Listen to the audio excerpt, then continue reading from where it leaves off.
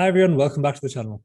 So I know it's been a while since I've put up content on the YouTube channel, but I've kind of been a bit busy studying for this qualification that I had, which is a requirement now for all PIs on Etoro.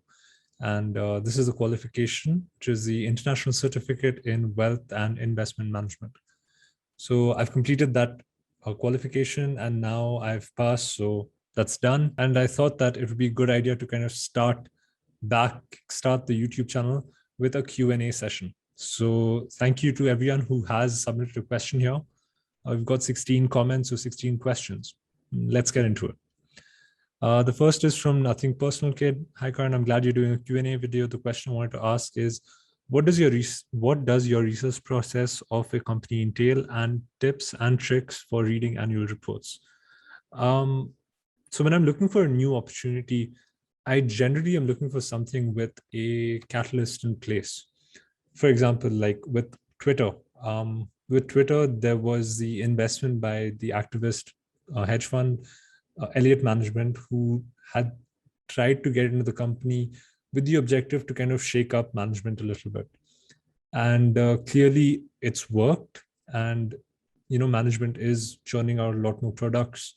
And there's a lot more value created within the business, and also a lot of value being returned to shareholders.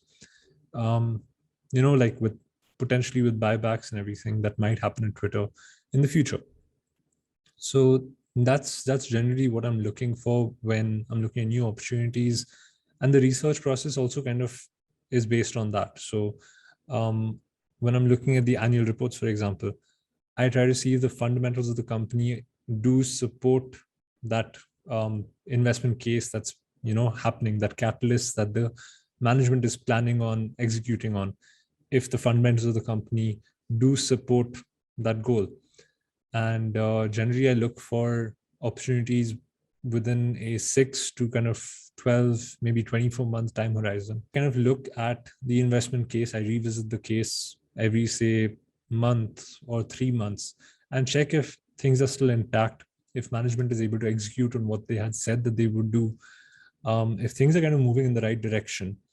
And that's kind of the research process. Yeah, I keep myself updated usually through Twitter. Twitter is a great resource for information and, a great way to be updated about any company. And you get a lot of engagement from real-time people, like investors who have skin in the game. So that's quite good. Yeah. Second question is from Farhan Siraj. How big of a percentage allocation of your overall portfolio are you comfortable with for high conviction picks? So in my personal portfolio, it's close to like 30-40% maybe. I would be perfectly fine holding just 3 companies in the portfolio, in my personal portfolio. And with regards to Etoro, so I'm still kind of figuring out what would be the right cap on allocation. So I think a 10% cap is what I'll kind of stick to moving forward. Right now, there are 2 portfolio positions that are 20% of the overall portfolio on a cost basis. And one of them has increased to almost 22%. The other has decreased to 15%, 16% or so. But moving forward, yeah, it doesn't matter how much of a high conviction pick it is. The max allocation is probably going to be a 10% in the Etoro portfolio. Yeah. The next question is from Alan Brooks, who has a very long question, which I'll get back to because I want to get through all the questions and then I'll come back to this one. The next question is from Hot Wax. What are your thoughts on selling puts and covered calls to lower your cost basis and or generate income? With regards to using options in general, I mean, I'm learning about it. I'm not very inclined towards using options because I feel like it adds a lot. It adds another layer of stress in a way, and it impacts your thinking also. And so, I mean, it really depends on what your expectations of what a good return is, that, you would want to engage in any other strategy to maybe lower your cost basis, generate income, or do something else to get that incremental extra return. If you're fine with, like, say, a 10, 12, 15% return, and that can be kind of achieved with just plain vanilla stock picking, good stock picking, investing in a good business that makes sense to you. You can probably achieve a decent return, which would be satisfactory for most people. So I personally would just stay away from options when it comes to generating income or lowering cost bases. Yeah, that's just my thoughts on it. The next question is from Frank. Frank actually has his own YouTube channel, which is Investing with Frank. Do check out his channel if you haven't already. We both are co-hosts on another channel called Punch Card Investing, where we do a weekly live stream. So do subscribe to both those channels if you haven't seen them already, although you've probably seen them if you're watching this video. I'll include maybe links to both to Frank's channel and also Punch Card Investing in the description below. So his question is, do you think retail investors have an edge investing in illiquid, small, and micro caps? So I think an investor's edge comes from their insight. There is a very good quote by this great Indian investor called Ramdev Agarwal, who says that there are 3 dimensions to value. The first dimension is value in the mind of the buyer, the person who's optimistic on the company, the underlying stock. There's value in the mind of the seller, and then there's a true intrinsic value of the business. So when it comes to that value in the mind of the buyer, right, that insight, I think it can exist irrespective of market cap. So it can be in a small cap or a mid cap or a large cap or a mega large cap, a super large company. But the chances that you're probably going to have a better insight in small micro cap companies might be overestimating kind of how much maybe because with some micro caps, unless you personally know the CEO of the listed company of the micro cap, there may be a lot behind the scenes that you are unaware of. And I don't know, I mean, I think investing in small caps is not for everyone, but of course you can gain an edge. You can have an additional insight that many of the other market participants wouldn't have, and you can do really well. But I think you can also do well investing in mid to large caps. So it's not for everyone, but you can do quite well in it. At least that's my thought. And I think Frank's biggest current portfolio position started off as a micro cap, which was KPG, and he's absolutely smashed out of the park with that investment. So yeah, do check out Frank's channel. He covers KPG in a lot of detail. It's a fantastic company with a great CEO. Definitely one to keep on the watch list, and if not, a company to at least study and learn, when it comes to understanding great businesses. So yeah. Next question is from JN Panchal. What investing mistake have you made, if any, and what lesson have you learned from it? Yeah, I've made quite a few investing mistakes. Probably the biggest mistake or the biggest loss that I've had is investing in American Airlines around, I think around November, December in 2019. So this is right before everything kind of started, worldwide. Oops. So this is, when everything kind of started worldwide. And soon after, within the next few months, my investment was down almost 62%. And what that investment really, that mistake in a way really taught me is, first thing, it taught me how to take a loss. So yeah, being down 62%, and it was roughly around 7% of my overall portfolio. So, quite a decent hit to the overall account, to my overall portfolio. But yeah, I learned how to just take a loss. It's okay, facts change. There are some things that, you just cannot account for. And it's always important now I have that in mind to, have a bit of a probability assigned to an absolutely random left field scenario just coming up, a worldwide event that, kind of affects every company and specifically the airlines. And yeah, I think taking a loss, that's what it really taught me.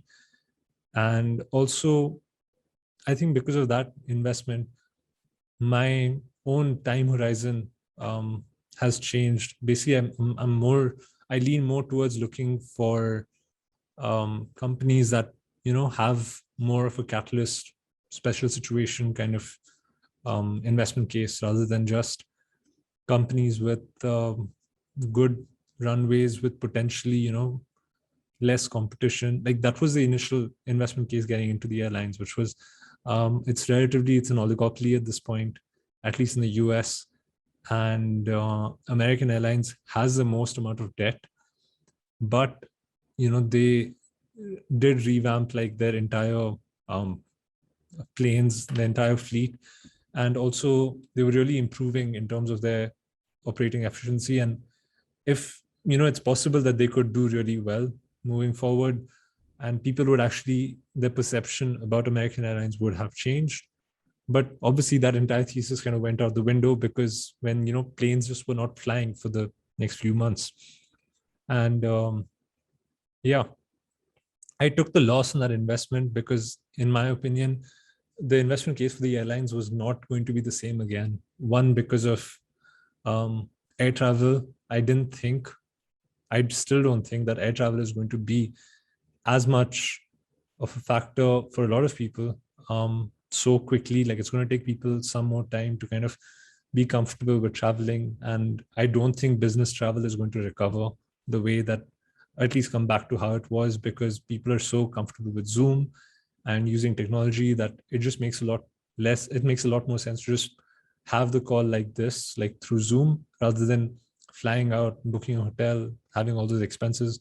Like, companies are running in a lot, they have a lot more leaner approach towards their business.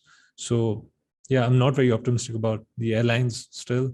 And also the amount of debt and dilution that the airlines had to go through, I don't see them being anywhere close to what they were like pre-pandemic. So that's just my thought about it. Yeah, investing mistakes right there.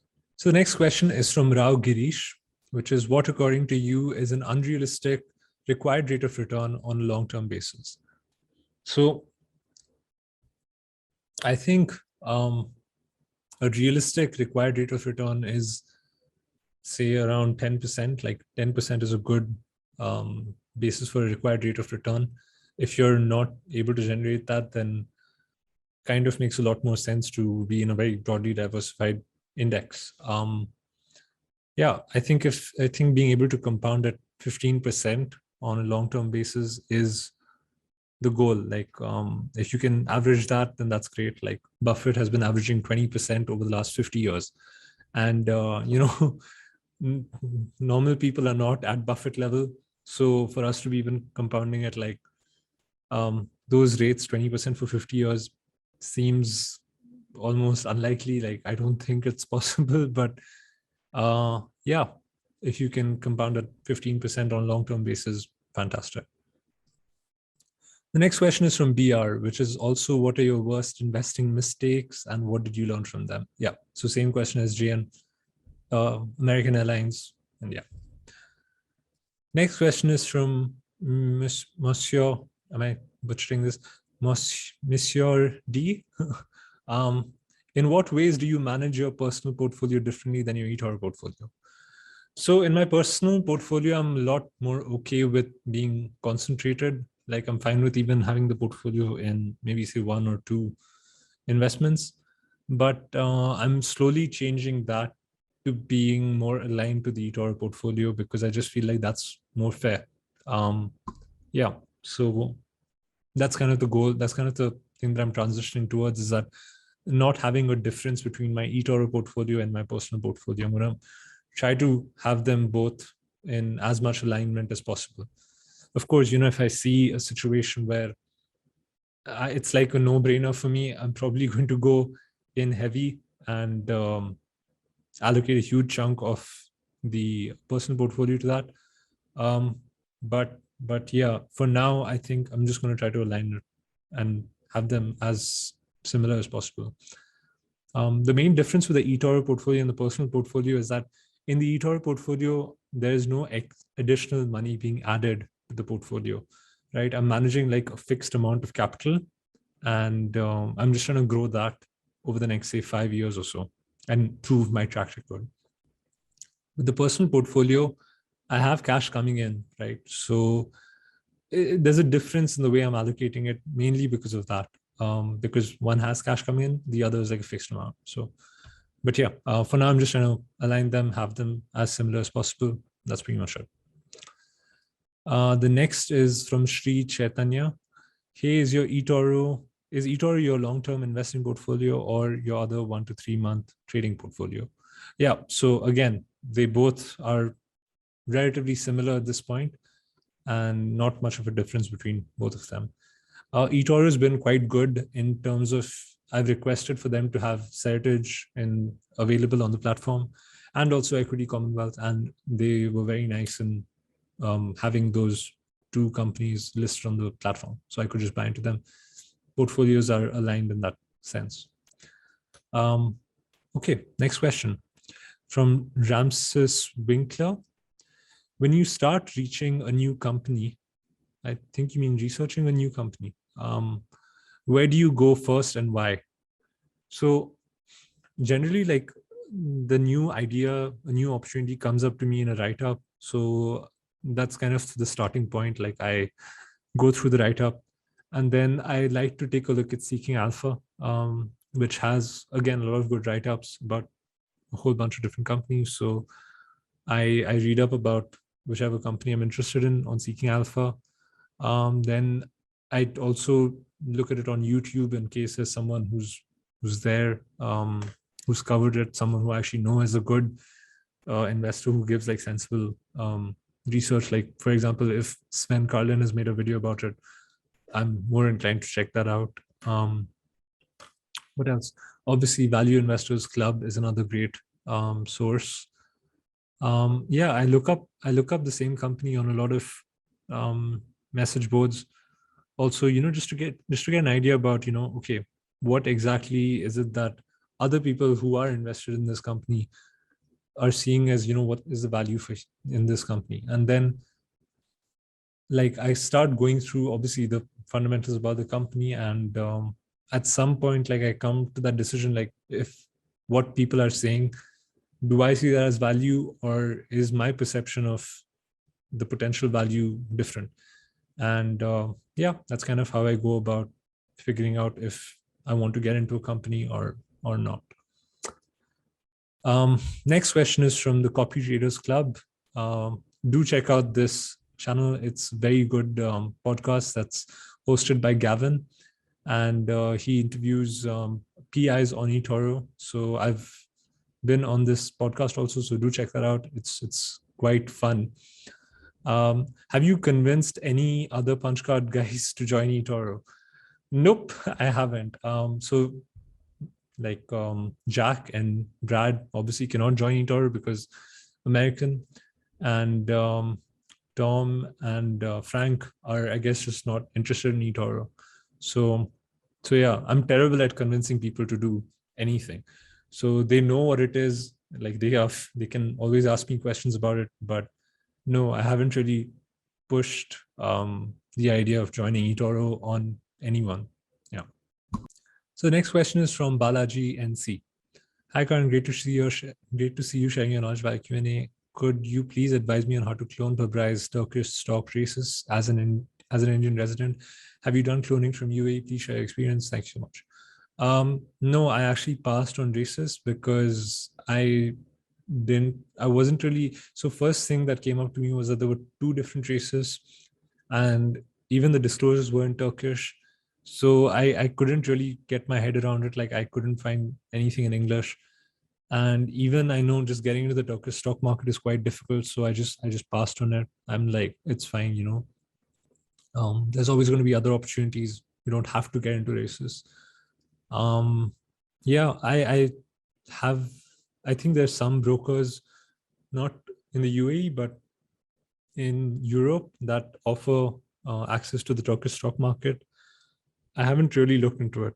Yeah, not deeply. So no idea. Sorry, couldn't help you there. I think After Dinner Investor has bought into races recently, and he talked about how he got into the Turkish stock market. So do check out the After Dinner Investor podcast, and yeah, you'll hopefully find some information there. Next question is from Haji Ahmad, which is, what is your view about ADNOC drilling IPO? How do you suggest to buy for? I have no idea. I've never bought into an IPO. I'm haven't looked into ADNOC drilling. I generally tend to pass on IPOs because I feel like, I prefer to be invested in a company with a lot more history, and a company that has had management, who can you can verify their record over time. So I pass on all IPOs, irrespective of how good the company seems. And that's just my thought about it. Next question is from Sung Kyum. Any updated thoughts on EQC?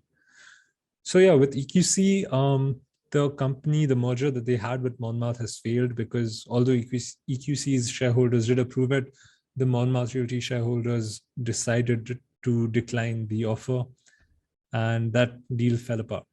So right now, EQC is back to where it was initially, which is it's got a whole bunch of cash on the balance sheet, and it's also got 4 properties. And yeah, now management is kind of sitting and trying to figure out another deal that would make sense. I'm just holding EQC pretty much as a cash position at this point. If something happens, well and good. If not, if some other opportunity comes up, that's also great. So it's a stable sort of investment. It's just there. Something happens, that's fantastic. Yeah. The next question is from our L. Pete. Any thoughts on AT&T with recent downtrend and announced spinoff?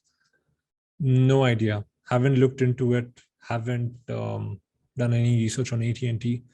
So yeah, no idea what's happening there. Getting back to Alan Brooks's question, the long question. What do you think about the ground rules at the Buffett partnership when he merged the partnership? Okay, but resolution could be asked.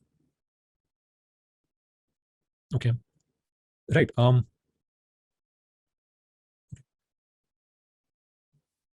So what do I think about the ground rules of the Buffett partnership? I mean, there's not much that I would probably disagree with.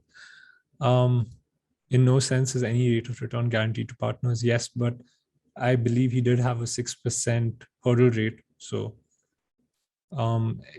performance fees would only be charged above that, which means that if he's not able to deliver 6%, he would not get paid essentially. So that's good. Whether we do a good job or not okay. If our record is right, it's pretty plus or minus. Okay. Right. So I think comparing your returns to a benchmark, it depends on the investor individually. Like I personally do not believe in comparing my returns to any sort of benchmark except to an absolute return benchmark. So I think if I'm able to achieve 15% per year, that is good. That is a good rate of return. And yeah, that's pretty much my focus. I don't really look at my returns compared to the S&P 500 or the world index because the portfolio is completely different. So those ETFs are diversified, right? The first thing about my portfolio is that it's concentrated. Can't compare the two, right? The returns, the volatility, it's all very different. So it doesn't make sense to really compare to such a benchmark. Next point is, while I prefer a 5-year test, I feel like 3 years is an absolute minimum for judging performance. It is certainty that I think 3 years is a good minimum amount that you need as an investment manager to prove that you have somewhat of a track record of doing well as an investor. Yeah. I'm not in the business of predicting general stock market or business fluctuations. Right. So yeah, Buffett. So this is basically Buffett saying that, it's all about the inner scorecard, and that is what matters to him. That's the only thing that he's looking at. He's not into forecasting, right? I cannot promise results to partners, and what I can what I can and do promise is that our investments will be chosen on the basis of value, not popularity. Very Buffett. That we will attempt to bring risk of permanent capital loss to an absolute minimum by obtaining a wide margin of safety, music to my ears in each commitment, and diversity of commitments. Okay. So yeah, it's all about margin of safety. Margin of safety cures all. And I think that's the way to look at investing, where it's like, okay, how much can I lose? What is my downside? Right? If you take care of the downside, the upside will pretty much take care of itself. That's how I believe correct investing should be done. So yeah, that's pretty much it for the Q&A. Let me know if you would want me to do future Q&As also. And I actually prefer doing a Q&A with someone else. So if there's another YouTuber, that YouTube channel that you'd want me to kind of do a joint Q&A with, let me know. I find them to be a little more fun than kind of just sitting and answering questions in front of a camera. That's just me. So yeah, I hope you got some value from this. And yeah, thanks for watching. Take care.